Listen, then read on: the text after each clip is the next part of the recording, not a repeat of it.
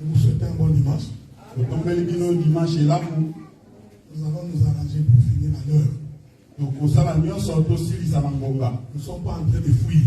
Nous sommes dans notre propre maison. Même si on prêche 30 minutes, ce n'est pas grave.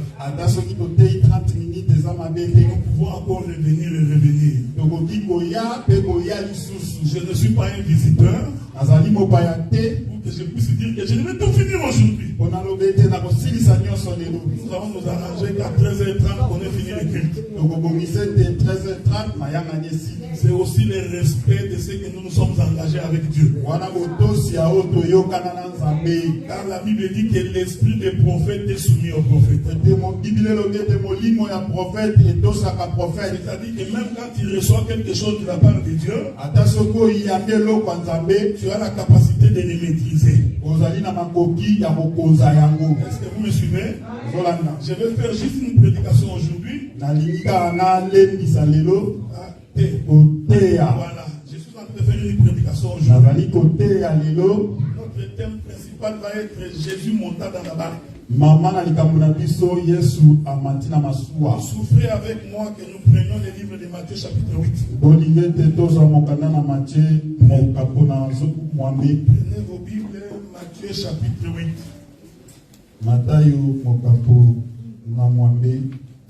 Le micro de Moïse est trop de basse. Trouvez-nous d'abord d'autres micros parce que là,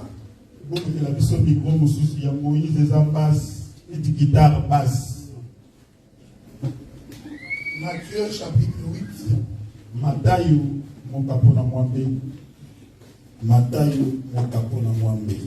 C'est devenu encore plus énorme, c'est pas grave. Matthieu chapitre 8.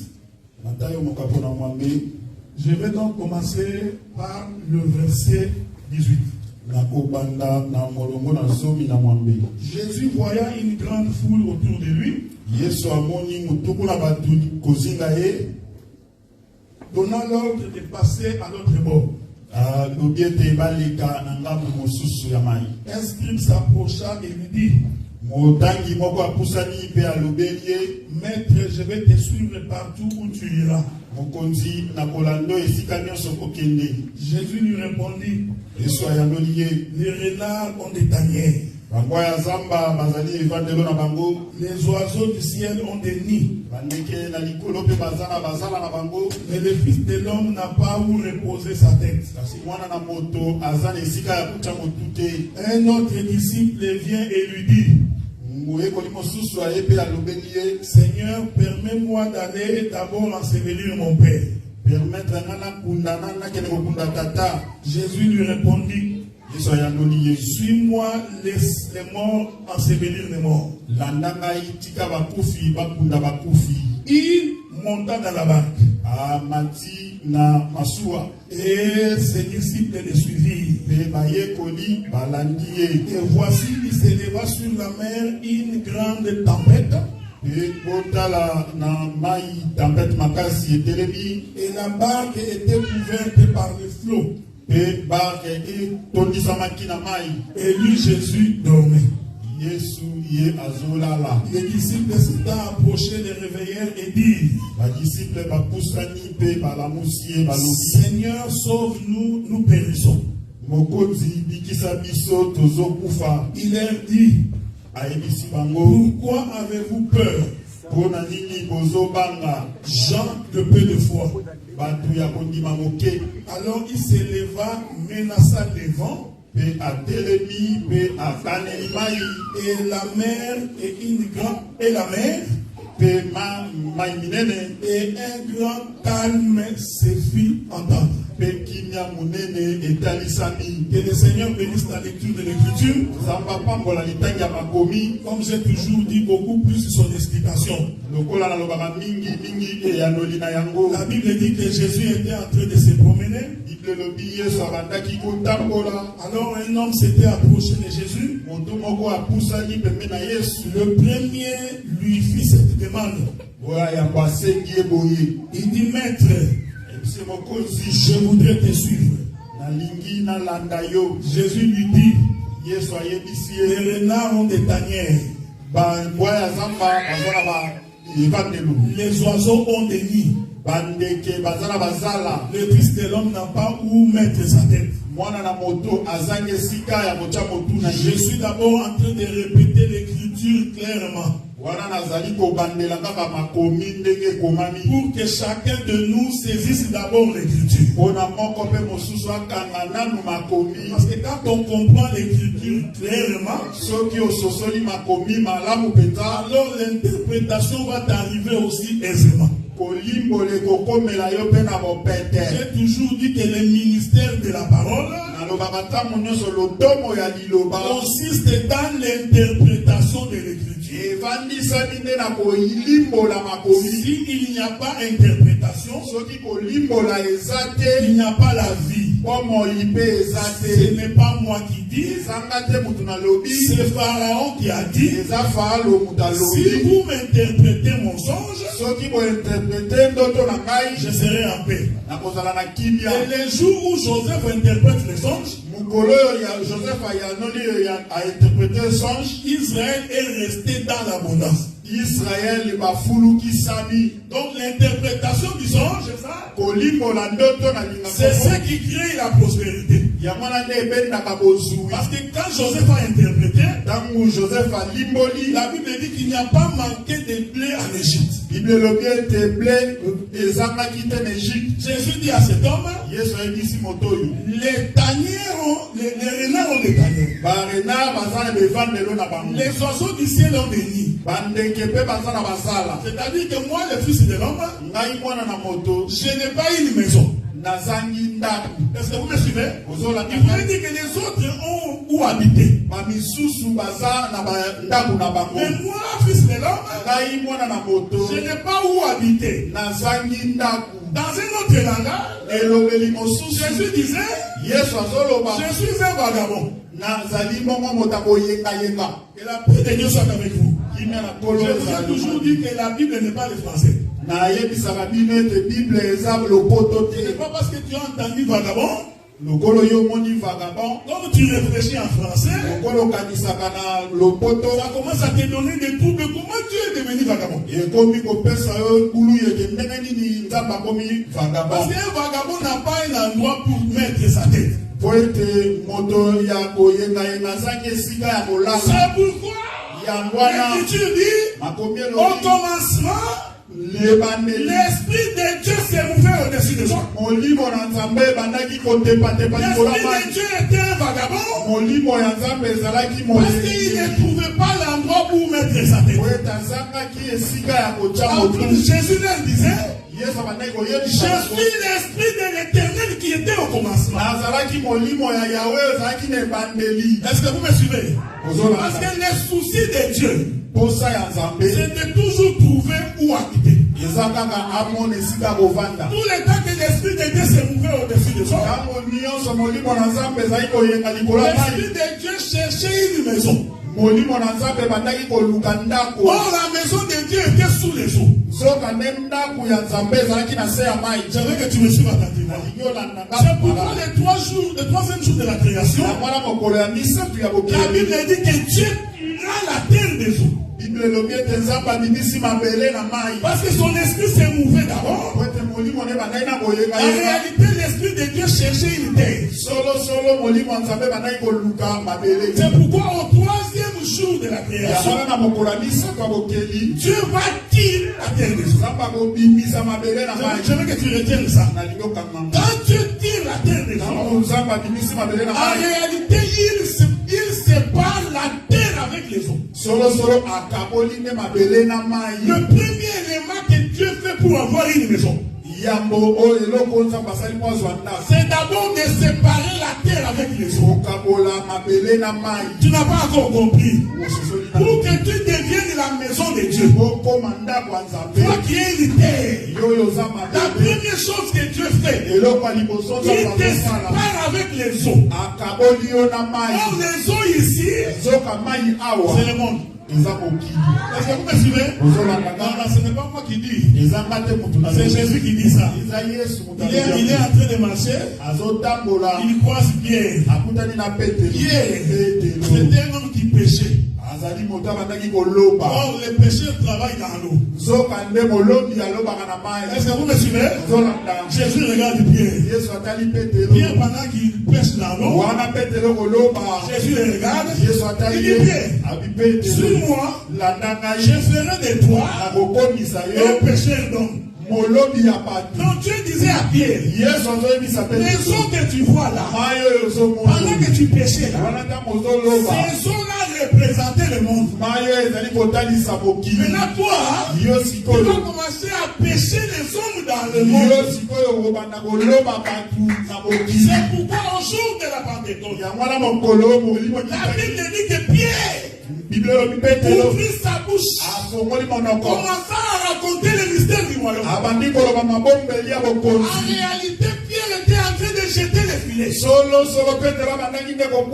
jetait les filets où? Dans le monde. Les gens écoutaient. Et ils vont dire, homme frère, qu'est-ce que ferons-nous? Est-ce que vous me suivez?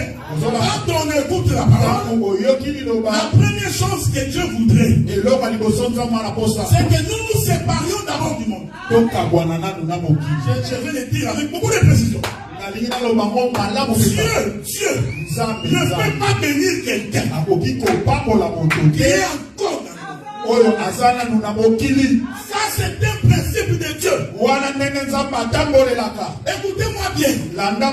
C'est pourquoi l'Écriture dit la vraie bénédiction de Dieu. Et il ne fait s'ouvrir donc que chacun. Donc, si ton mariage devient chacun, ce n'est pas une bénédiction de Dieu. Si ton travail devient chacun, ce n'est pas une bénédiction de Dieu. Vous comprenez maintenant que la vraie bénédiction de Dieu ne peut pas te faire souffrir. Dieu commence d'abord à faire sortir l'homme J'aime ça, vous savez, j'aime ça. J'aime ça beaucoup parce que Dieu cache les mystères du royaume. Et vous allez remarquer, frère, dans la terre sont des eaux. Elle ne produit pas encore aucun angle. C'est-à-dire que cette terre-là doit d'abord être séparée du péché. Une fois séparée du péché, Dieu doit déchirer les écluses des cieux pour que la pluie tombe, afin que la terre qui était sortie des eaux puisse produire la semence. Esaïe dit, la pluie c'est la parole de Dieu. Donc Dieu te délivre d'abord. Ensuite il te donne la parole. Ainsi tu vas manifester les fruits de la semence. Est-ce que vous me suivez, hein? Mais regardez, Jésus dit, le fils de l'homme n'a pas où mettre sa tête. Jésus voulait dire tout simplement, je suis en train de chercher où mettre ma tête. Un autre vient. Jésus, laisse-moi d'abord aller enterrer mon père. J'aime la Bible. Parce que beaucoup de gens pensent que le papa c'est l'homme le plus important.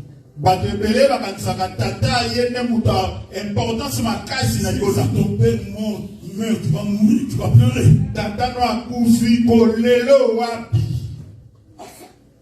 La Bible dit ceci. Il est appelé à tous les hommes de mourir. Après quoi vient le jugement. Car l'Éternel n'est pas le Dieu des morts, il est le Dieu des vivants. J'ai toujours été étonné quand je vois quelqu'un dans un cimetière. On est en train d'enterrer son père. On l'appelle fils aîné. Viens dire un mot. Papa, comme tu es parti là, C'est lui qui t'a prouvé là. Que tu puisses revenir de Jésus. Un homme comme ça n'a pas l'enseignement de Dieu. Tu viens de nous confirmer que ton père va aller en enfer. Le fait que tu dois demander de revenir. Donc nous comprenons que ton papa n'est pas allé au ciel. Parce que ceux qui vont au ciel ne reviennent pas. La Bible dit qu'un jour un homme mort est mort. C'était un homme riche. Il se retrouve en enfer.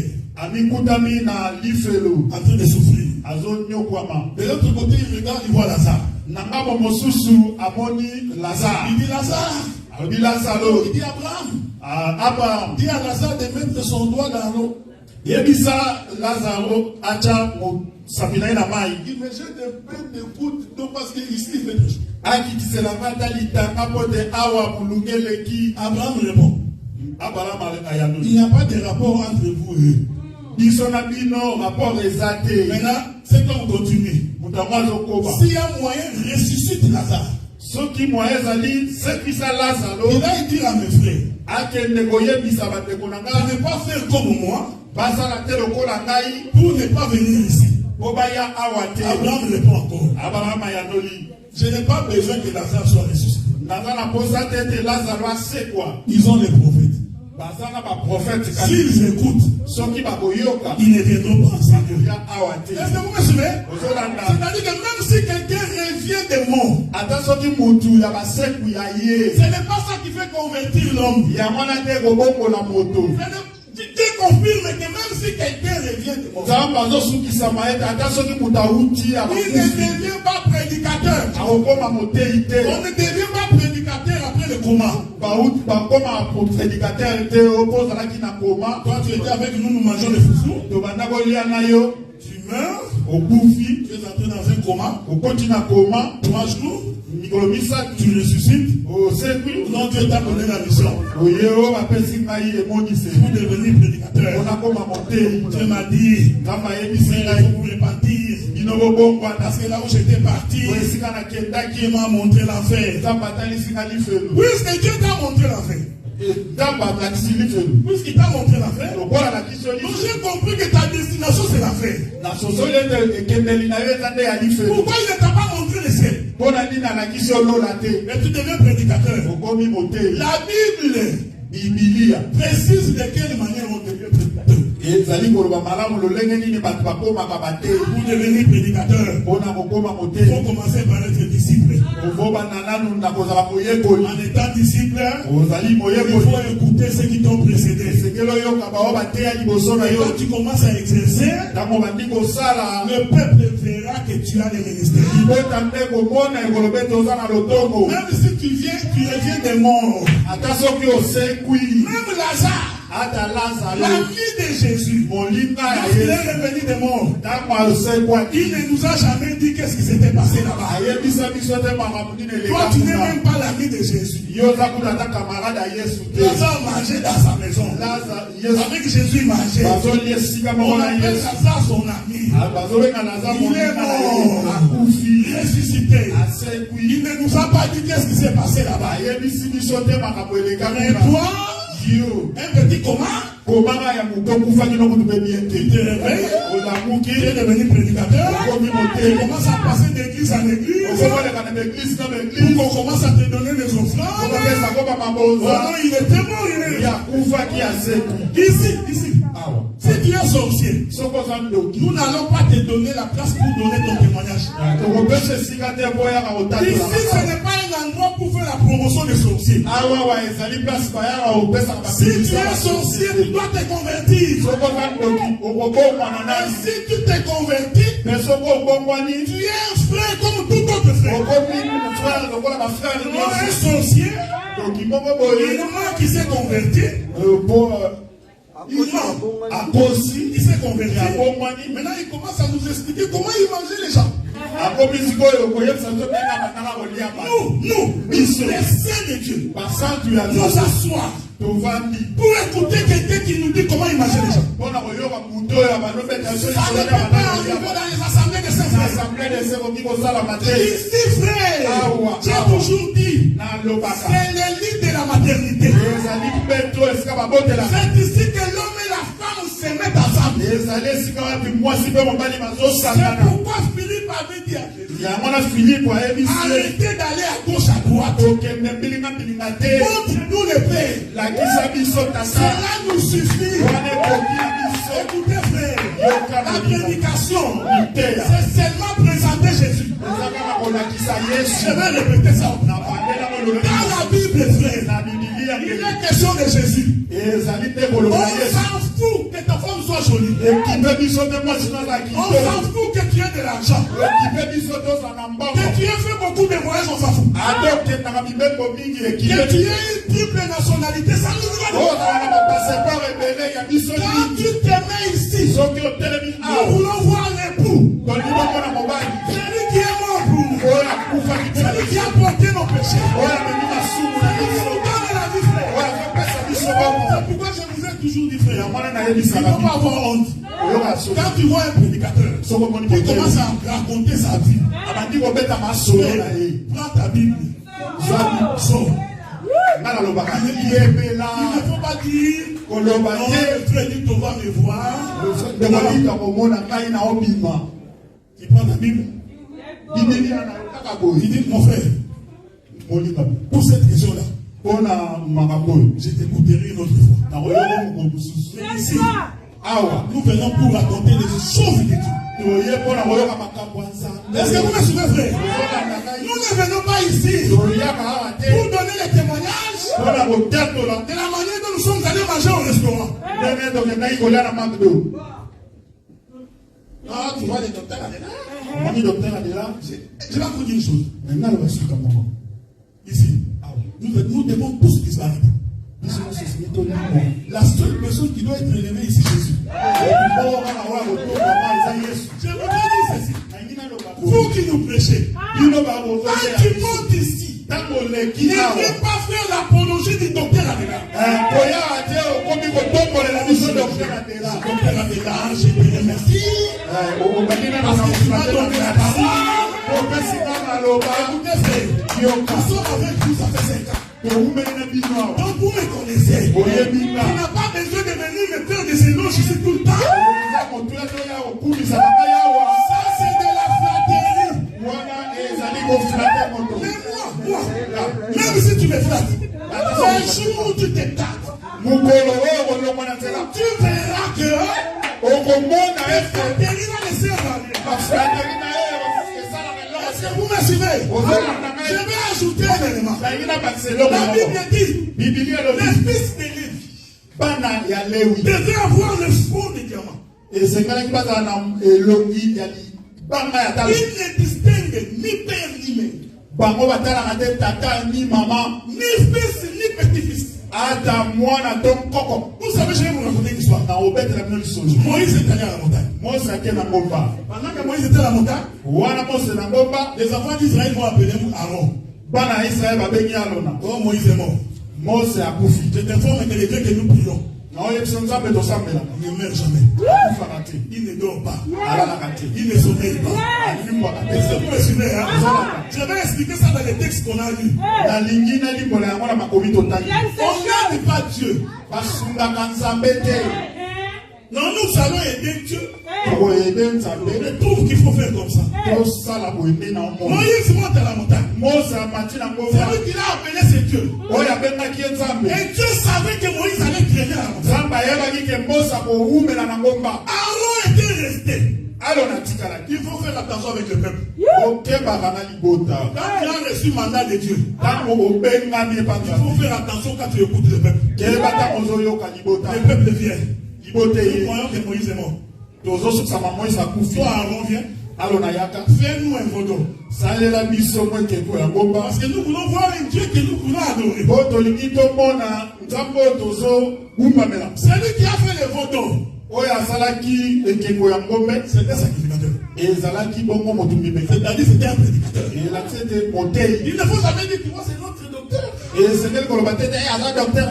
peut pas faire ça. Il te trompe énormément. L'homme peut toujours commettre des erreurs. C'est C'est pourquoi la Bible dit confiez-vous en l'Éternel. Et c'est celui qui s'est confié à nous. Allons faire les photos. Les bruits arrivent à la montagne. Dieu dit à Moïse, descend. Quand ton peuple a péché, Moïse descend. Il dit, quel est le bruit que j'entends?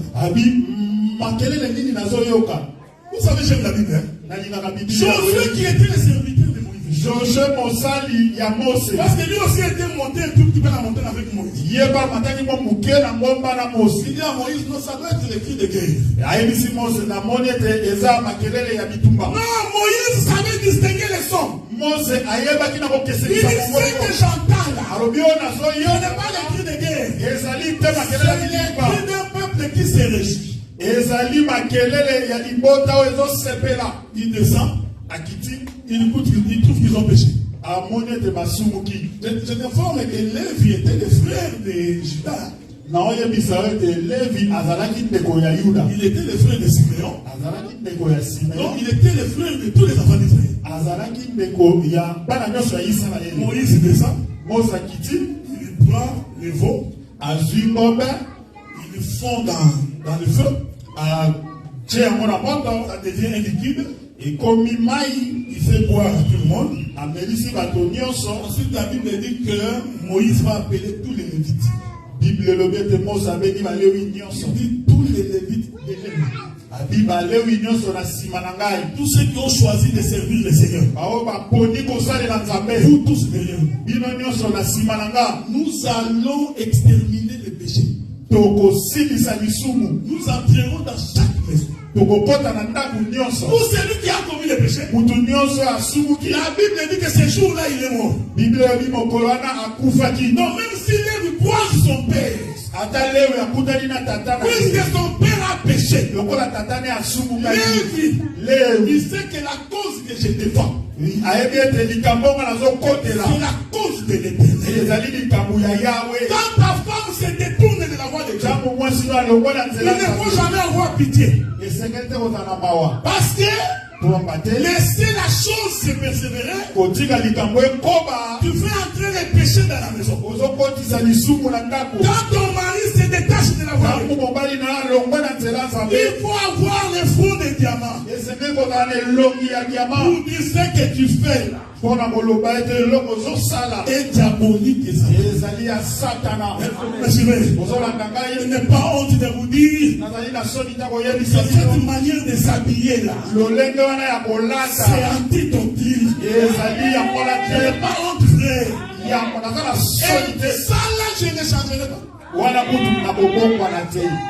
Est-ce que vous me suivez? Un frère qui s'habille pantalon dessus comme ça, même si tu chantes bien, je te dirais que cette manière de s'habiller, parce que c'est ça la vie. Il ne fait pas la corruption. Est-ce que vous me suivez? Je vais vous donner un conseil. Ça c'est un conseil que j'ai toujours donné. Si tu es en face d'un frère qui vit dans le péché, je vais te donner un conseil. Il faut refuser même d'aller manger chez lui à la maison. Parce que si tu continues à aller manger chez lui, le jour où il va commettre son péché, tu auras des difficultés pour l'éviter. C'est Salomon qui a dit ça. Salomon dit les présents. Macabre, les présents. Obscurcit l'intelligence. C'est pourquoi quand quelqu'un te fait des dons, il faut lire son esprit. Si tu trouves que son esprit c'est un esprit de corrompu, il faut refuser. Parce que si tu continues à prendre, le jour où je commettrai un péché, à peine que tu veux ouvrir ta bouche, tu verras $500 pour moi. C'est ce que je t'avais donné. 500. Vous appelez sur la question. Et voilà, il y a un homme de l'objet. Yongo Lobi. Yongo Lobi. Il commence à dire. Est-ce que vous me suivez? Parce que les présents tombent. Jésus avait compris ça. Il avait compris que pour que Dieu ne frappe pas ses peuples, il a besoin qu'il soit corrompu. Oh, c'est pourquoi sur la croix, quand Jésus monte, il dit Père, pardonne-leur. Parce que je me suis donné comme offrande pour que tu ne vois pas les péchés de ce peuple.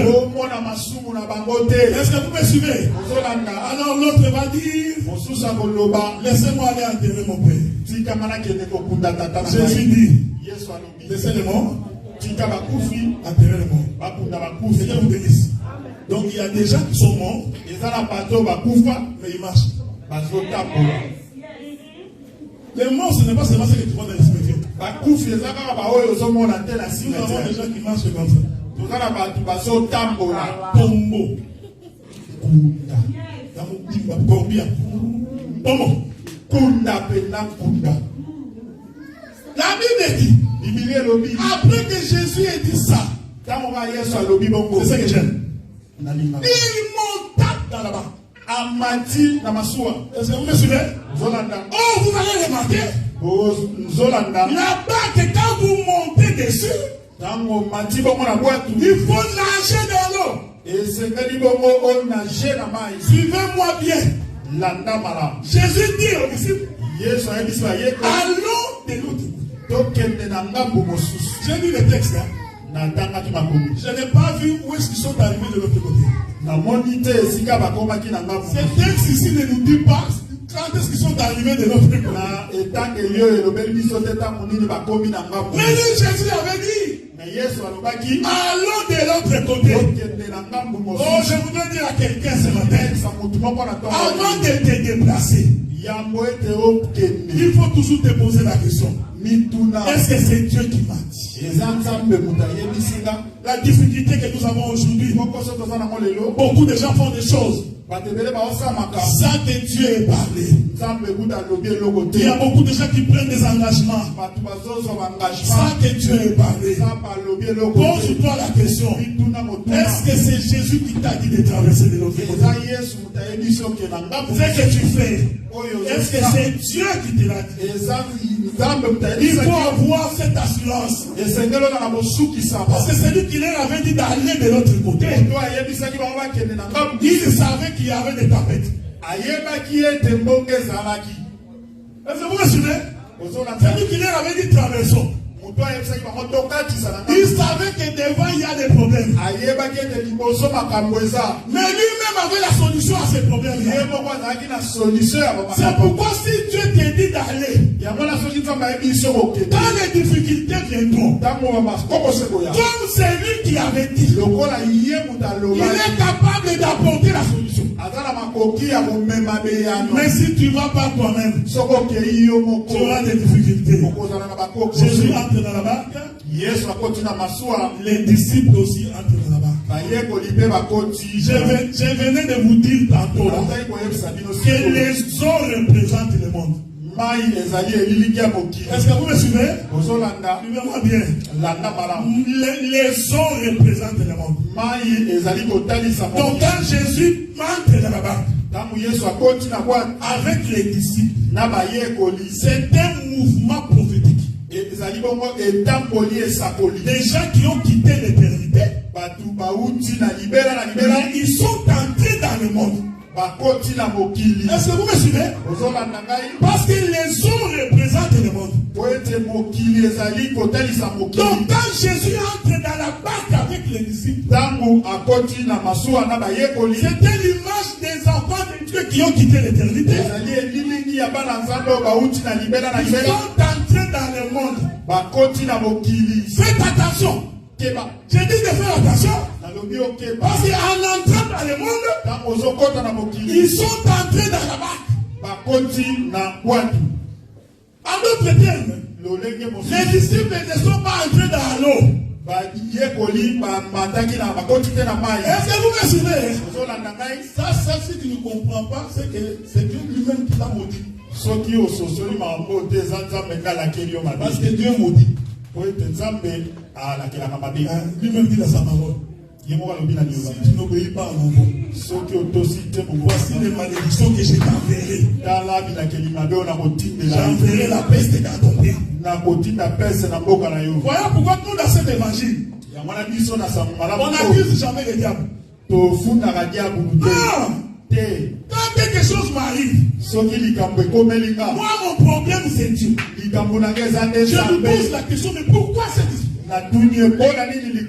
Pourquoi la chose ne marche pas? Je ne fais pas la promotion des démons. C'est ton oncle qui est en train de t'envoûter. C'est ta maman qui est en train de t'envoûter. Vous savez, moi je me suis toujours posé la question. Pourquoi tous les sorciers ont le visage bizarre? Si tu vois seulement quelqu'un est malade comme ça. Je n'ai jamais vu un prophète attraper un sorcier en cravate. Jamais. Si vous en avez donné moi. Son frère James comme habillé comme ça. Quand un prophète ici et quand un prophète ailleurs, il voit un James un serviteur. Oh, tu me montres, tu me montres. C'est un grand serviteur. Parce qu'il est en veste. La voilà qui.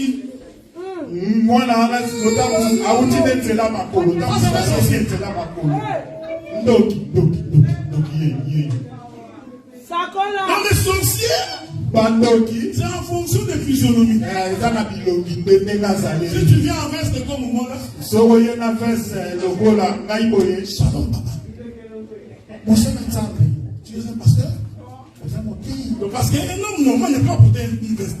Quand tu vois seulement quelqu'un en veste, tu es l'homme de Dieu. C'est lui qui vient en chemise. Ouais, il est dans la chemise. Tu les négliges. Cependant, c'est celui-là qui a Dieu.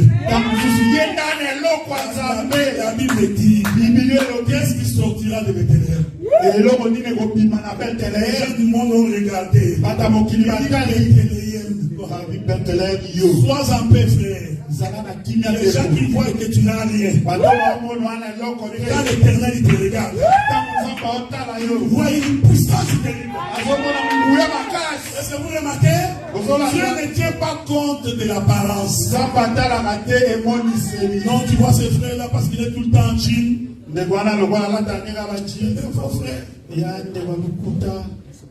Mais c'est lui en veste. Alors que les plus grands esprits sont en veste.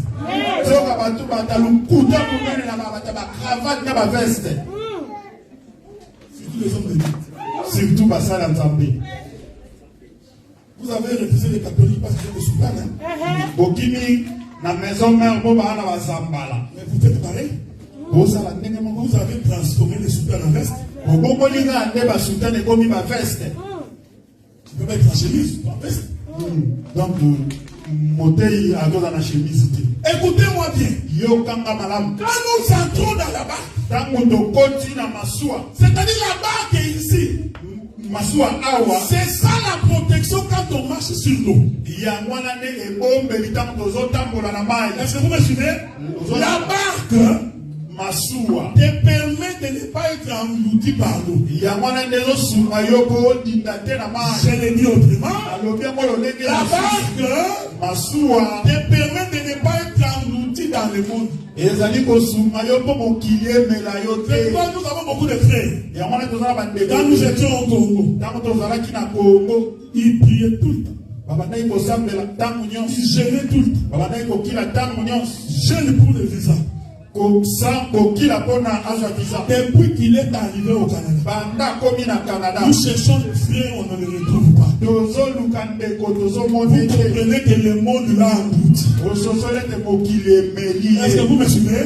C'est pourquoi Dieu était malin. Il dit non, nous ne pouvons pas aller si nous n'entrons pas dans la barque. Donc la barque te permet de ne pas être englouti. Est-ce que vous me suivez? Donc ici, là-bas te représente le fait d'être dans la présence de Dieu. Je vais donner un autre témoignage. On va signer un décret en Égypte.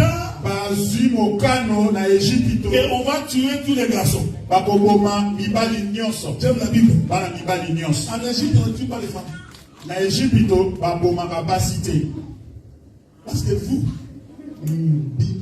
n'allez pas au combat. En Israël, de la Bible, les femmes ne vont pas au combat. Ce sont des hommes. Vous ne vous êtes jamais posé la question pourquoi? La Bible dit David va au combat. Quand il rentre au combat, ce sont les femmes qui ont chanté. Moi j'aime la Bible. Les hommes n'ont pas chanté. Ce sont les femmes qui ont chanté. Donc l'homme doit aller au combat pour que la femme chante. Non, tu n'as pas saisi. L'homme doit travailler pour que la femme chante. L'homme doit travailler pour que la femme soit habillée. L'homme doit travailler pour que la femme s'habille. Donc un homme qui ne travaille pas, il n'a pas le droit au mariage. Parce que la femme attend seulement pour chanter. Les choses que je dis ici, le frère Paul me soutient. Même si toi tu ne me soutiens pas, je suis en paix. Parce que Paul me soutient. Paul dit ceci: le mariage terrestre est un mystère par rapport à Christ et à l'Église. C'est Christ qui est allé combattre sur la croix pour que toi tu sois en vie. Donc l'amour de Jésus t'a donné la paix. L'amour de Jésus t'a donné la victoire. L'amour de Jésus t'a donné les vêtements. C'est pourquoi on l'a déshabillé sur la croix. Pour que Paul puisse nous dire: revêtez-vous donc de Christ. Revêtez-vous donc de Christ. Donc Christ, c'est tout un vêtement que la femme doit porter. Je vais le dire de façon doctrinale. C'est-à-dire que ta vie doit témoigner que tu es revêtu de Christ. Il faut arrêter que les choses de Dieu deviennent comme des slogans.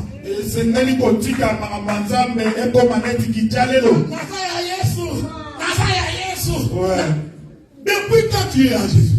Parce que les œuvres que tu témoignes atteste que tu n'as pas Jésus. Tu es juste découragé. Tu es orgueilleux. Tu manques l'humilité. Tu sais très bien que Christ n'est pas encore en toi. Au lieu de mettre tes genoux à terre et demander à Dieu de te soutenir, tu fais semblant comme une autruche. Il met la tête dans la poussière en pensant que tout le corps est dans la poussière, alors que tout le corps est dehors. Est-ce que vous me suivez, frère? C'est pourquoi ils sont entrés dans la barque. Parce que la barque, c'est la protection contre les hommes. On tua tous les enfants. Le mal. Pendant ce temps, Moïse vient de naître. Je vous invite la révélation.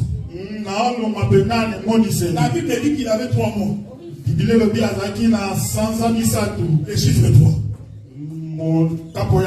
On les prit. On les mit dans une caisse. Cette caisse-là, c'est toute une barque. Est-ce que vous me suivez? Parce que c'est lui qui a mis Moïse là-bas. Pourquoi il a mis là-bas? Pour que les eaux ne puissent pas l'engloutir. Parce que tous les enfants qui mouraient descendaient dans les séjours de mort. Je voudrais dire, Mahomet est mort, il est dans les tombeaux. Mukuna Dieu est mort, il est dans les tombeaux. L'âme est mort, il est dans les tombeaux. Mon oncle est mort dans les tombeaux. Celui dont la mer n'a pas englouti, c'est Moïse. On le mit dans une barque pour que la mer ne puisse pas l'engloutir. Quand tu es en Jésus, le monde ne peut pas t'avoir. Quand tu es en Jésus, la mer circulera tout autour de toi. Les démons circuleront. Même si ta femme est sorcière, elle dormira à côté de toi. Elle ne te verra pas. Elle va commencer à te poser la question de matin.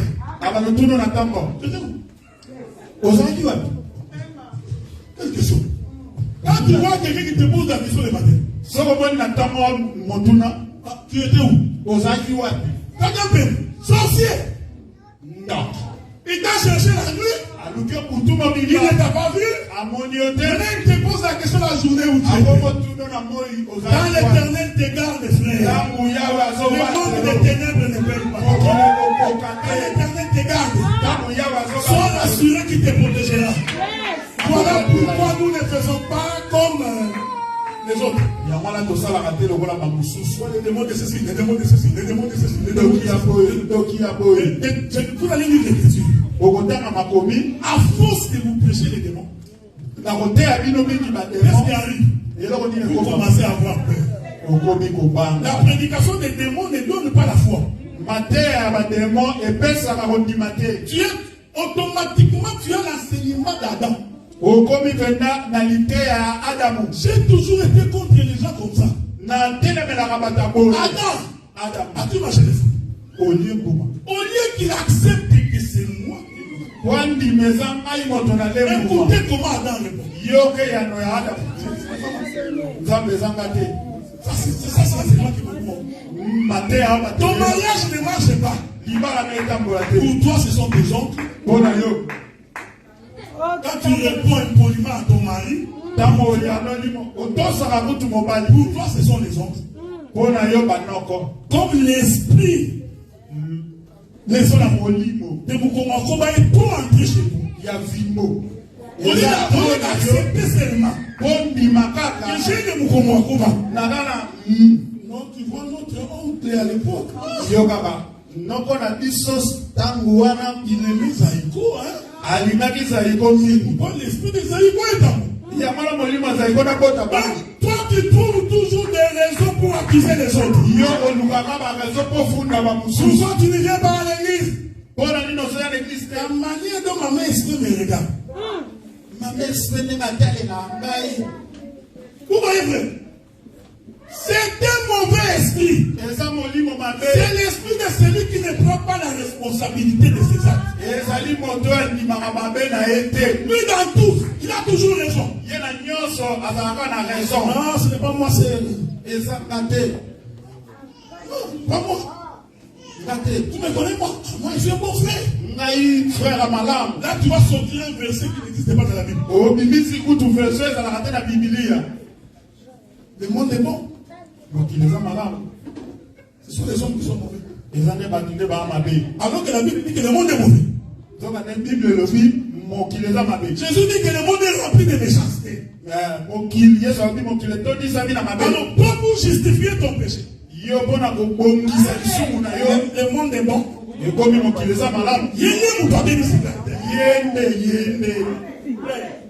L'enfant prodigue. Quand il est revenu chez son père, il n'a pas commencé par beaucoup d'explications. J'ai péché contre le ciel, j'ai péché contre toi, je reviens. Quand ton mariage ne marche pas, c'est toujours ta femme. Toi, tu n'as aucune responsabilité. Je vous avais dit la fois passée, le jour où elle va manger les fruits, Dieu ne s'était pas présenté. Dieu n'est pas venu. Parce que Dieu savait qu'il ne peut pas venir poser des questions à Ève. Parce que quand Dieu avait dit de ne pas manger les fruits, Dieu n'avait pas dit ça à Ève. Il a dit ça au responsable de la famille. Il avait dit à Adam, tu ne mangeras. Quand Ève mange, Dieu c'est un Dieu respectueux. Comment peut-il venir demander à Ève alors qu'il n'avait pas dit ça à Ève? Dieu a attendu. Les jours où Adam mange, c'est ce jour-là qu'il a vu la face de Dieu. Et Dieu lui dit, Adam, vous savez quoi j'ai dit? Il n'a même pas dit Adam, avez-vous mangé? Non. Dieu savait que les deux avaient mangé. Mais quand Dieu pose la question, il dit, Adam, tu manges. C'est un fort, frère. Et Ève n'a pas mangé les fruits. Ça va te scandaliser un peu. Pour que tu comprennes pourquoi nous croyons à cet évangile. Dieu ne tient pas responsable un innocent. Le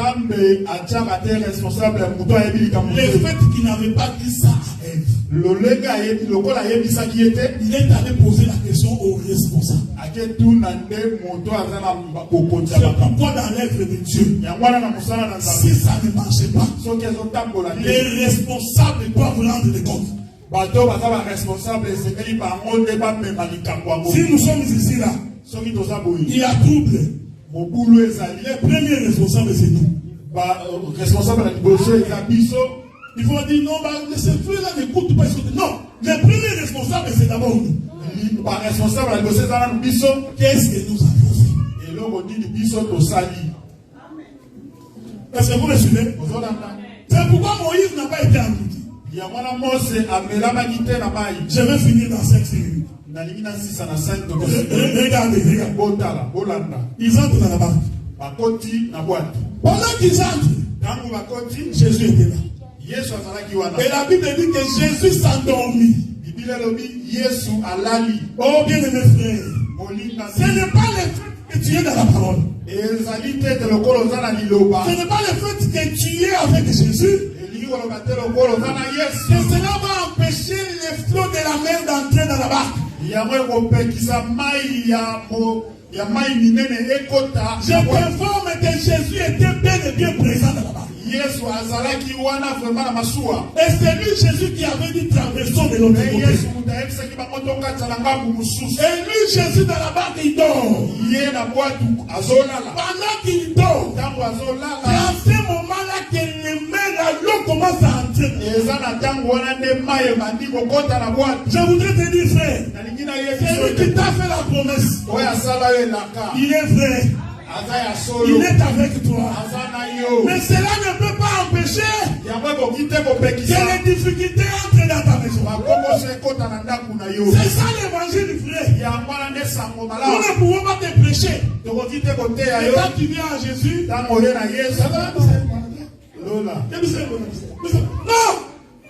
La présence de Dieu a permis de chanter. La présence de Jésus dans ta vie. Bon, l'absence totale des démons. Donc, absence, il y a pas de démons. Il y a une prédication diabolique. Ça, c'est d'encourager dans le mal. Le fait que Jésus soit là, le démon n'a pas peur de venir. Est-ce que vous me suivez? Les démons, ils n'ont pas peur. Parce qu'ils sont en train de regarder dans la barque. Ils ont vu que Jésus dort. Je te pose la question. C'est quoi ça Jésus dort? Je vais balancer la nuée de vous. Je vais d'abord prendre ça dans la prophétie. Quand Jésus dort, cela veut dire qu'il ne voit pas. Est-ce que vous me suivez? C'est Pierre qui dit ça. Mais ils sont en train de mourir, toi tu ne vois pas. Donc le sommeil de Jésus veut dire en d'autres termes, il a fermé les yeux. Oh! Au temps d'Israël, Dieu avait les yeux fermés. Parce qu'il n'a pas exaucé Israël. Israël donnait des animaux. La Bible dit que ça ne faisait que couvrir les péchés. Dieu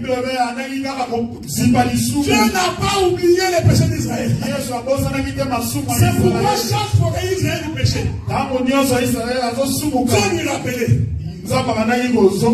Tu te souviens comment tu m'as tenté dans le désert?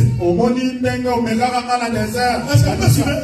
Donc Dieu rappelait à Israël les péchés qu'il commettait. C'est ça le moment où Jésus dort. Et quand il dort, Israël est attaqué par les nations de la terre.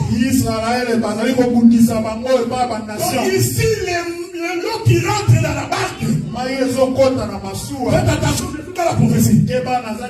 L'eau qui rentre dans la barque, ce sont les nations de la terre qui attaquent Israël. Parce que Dieu a dit à Israël, je te ferai entrer dans Canaan, je chasserai tes ennemis, et je regarderai tout autour de vous. Le jour où tu pécheras, moi l'Éternel Dieu, je susciterai une nation pour venir vous attaquer. Donc vous voyez que l'eau qui rentre dans la barque, pendant que Jésus dort, c'est la dispensation de la loi. Est-ce que vous me suivez? Au temps de la loi, Israël était attaqué. Je rentre dans la doctrine. Dans la doctrine, c'est-à-dire que quand toi tu vis dans les péchés, parce que tu peux être un enfant de Dieu, ça peut arriver. La Bible dit que nous branchons tous d'une manière ou d'une autre.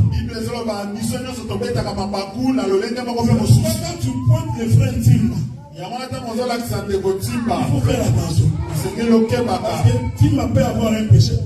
Toi aussi tu as d'autres péchés. Il faut éviter de pointer les gens. Parce que tu penses que tu es un homme parfait. Tu penses que c'est toi qui es au-dessus de tout le monde. La Bible dit que tous sont péchés, sont privés de la gloire de Dieu. Et l'Éternel Dieu, s'il trouve que tu ne pêches pas par toi-même, il va faire pour que tu pêches. Pour que tu sois jugé mental. Que lui-même Dieu soit jugé toi. Pour te permettre de venir vers lui. Chaque fois que tu pêches sur le plan doctrinal, tu viens de faire dormir Jésus. C'est pourquoi de fois tu as l'impression que ta maladie ne finit pas. Son problème ne marche pas. Il y a beaucoup de difficultés. C'est ça aussi les eaux qui rentrent. Je peux le dire également autrement. C'est aussi le monde qui rentre dans la vie chrétienne. Un enfant de Dieu qui vit comme un mondain. Il est en train de faire entrer les eaux dans la barque. Et si tu ne fais pas attention, la barque va chavirer. La Bible dit, lorsque les disciples ont vu qu'ils étaient en danger, ils sont allés vers Jésus. Quand tu es en difficulté, au lieu de te plaindre, va réveiller celui qui apporte la solution. Pourquoi quand toi tu es en difficulté, tu cries maman nangaye, tu commences à chercher la solution partout. Je t'informe que Jésus est à côté de toi. Il suffit seulement de le réveiller. Le Seigneur viendra à ton secours. Quelle que soit ta maladie, quelle que soit ta difficulté, il faut avoir l'habitude de réveiller réveiller Jésus. Le Seigneur a message na kolamusa Et nous Yesu. disons réveiller Jésus. Tolingi koloba kolamusa Ce Yesu. n'est pas Jésus. Réveille-toi, réveille-toi, Jésus. Ezato Réveille-toi. bandi Yesu lamuka ye. Réveiller Jésus. C'est par la prière. Ezange na Voilà pourquoi losambo. les gens qui ne prient pas beaucoup Yamana bato basambe. ont des difficultés dans leur vie. Bazana bakokoso na Il bobo. manque la paix. Bazozanga kimia. Je vous assure, frère. Na oyebisa C'est lui qui prie Dieu. mutu asambela banzambe. Prends son temps pour Dieu. Aoza na ntango na ye na Il peut mokonzi. sentir par lui-même la paix intérieure. Ye moko kati na ye moko ayokaka Je kimia. vais te dire une chose, frère. Ayebisa eloko Même nini. pour que le moboulou de ton mari l'arrête.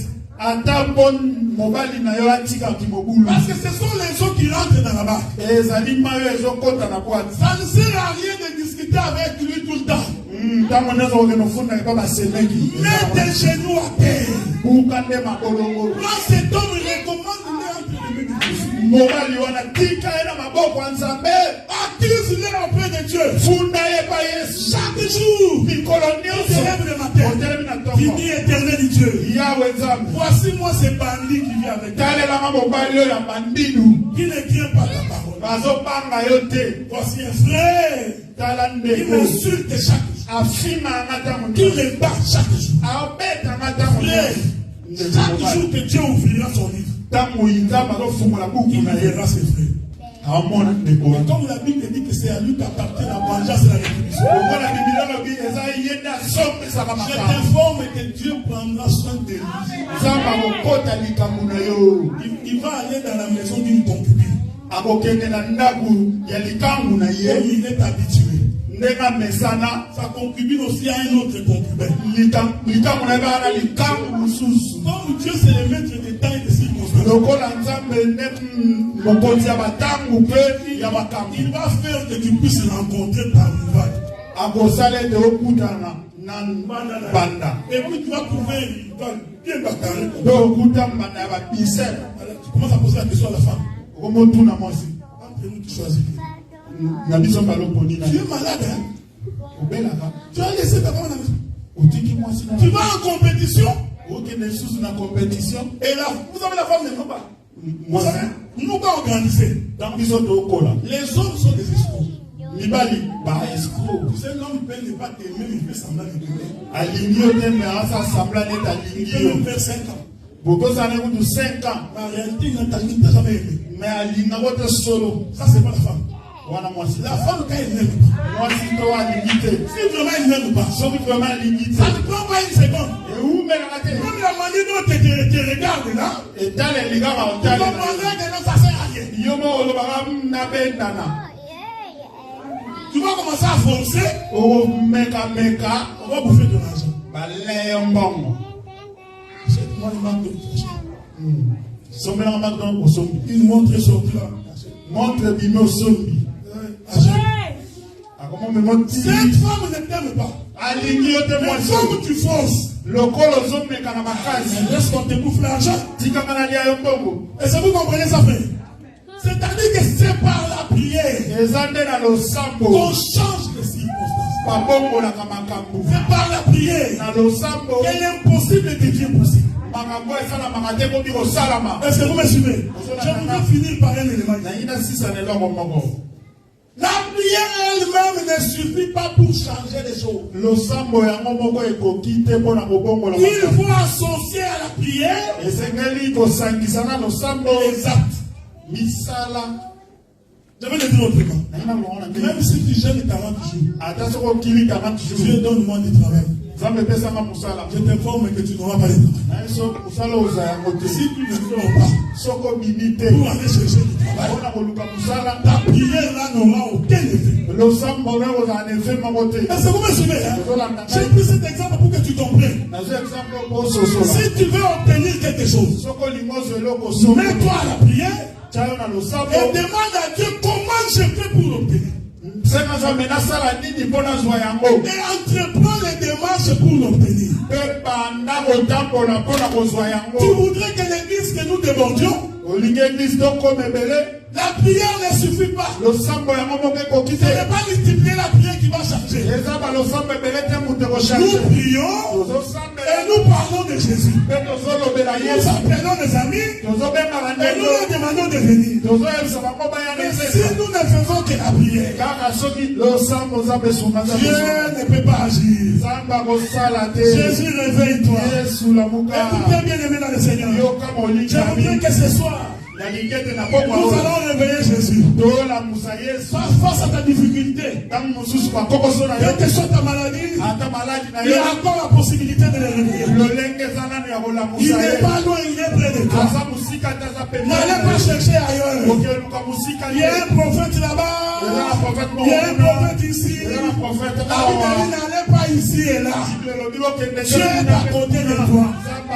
On réveille Jésus. Jésus s'est réveillé. J'aime cet homme. Il était bien assuré de lui-même. Vous savez, quand quelqu'un est trop sûr de lui, tu verras que même sa démarche rassure que cet homme sait ce qu'il fait. Je disais ça à un frère. Il est allé aimer une femme. Il faut d'abord toi-même que tu sois rassuré. Bien habillé. Quand tu arrives, tu parles. Et toi-même, tu sens que tu as des influences. Non, ce n'est pas.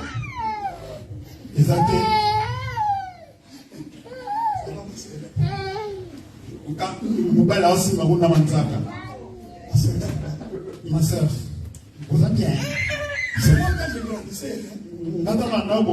J'aimais les femmes brunes. Non, dis-lui que tu l'aimes. Tu vas où? Ok, Moi, après, on te pose la question, tu vas dire, tu ne vas pas comprendre.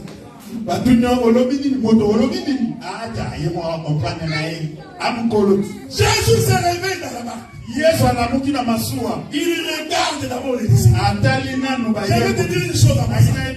Jésus a d'abord commencé par calmer les vents avant de parler aux disciples.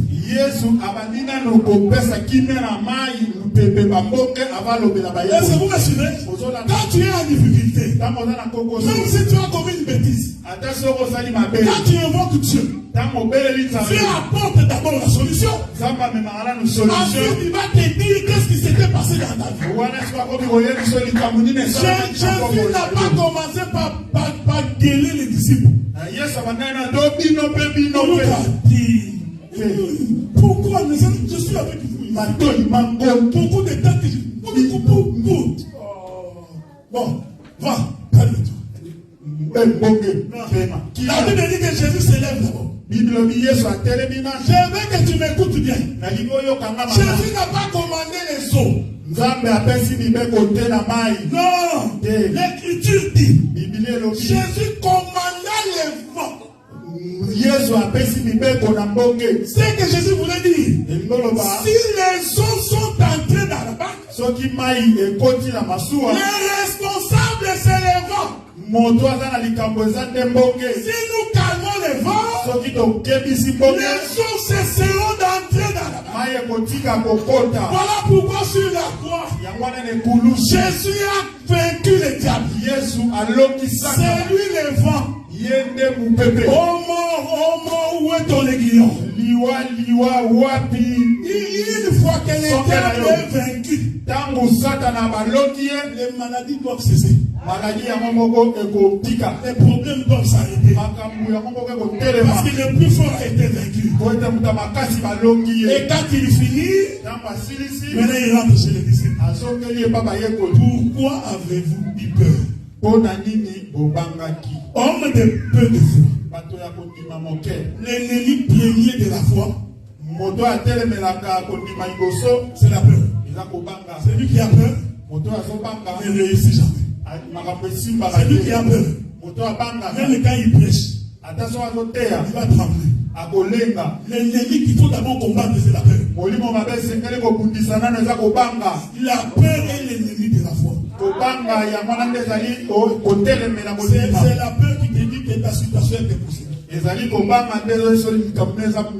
Pendant que je parle ici, tu es en train d'examiner ta situation. Mon bien-aimé, Joe, tu peux monter.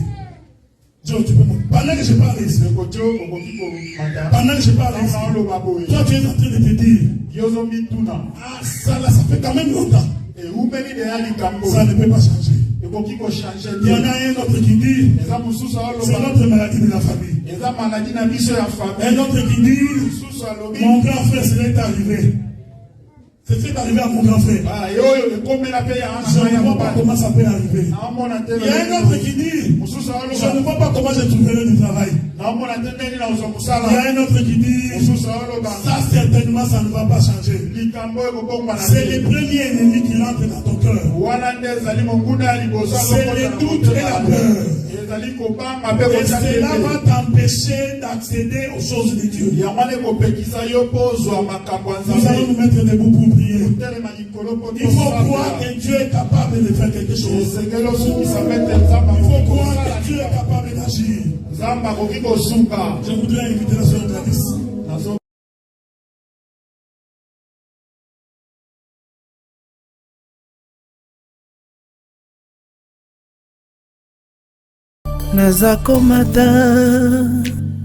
Nazakomata ngai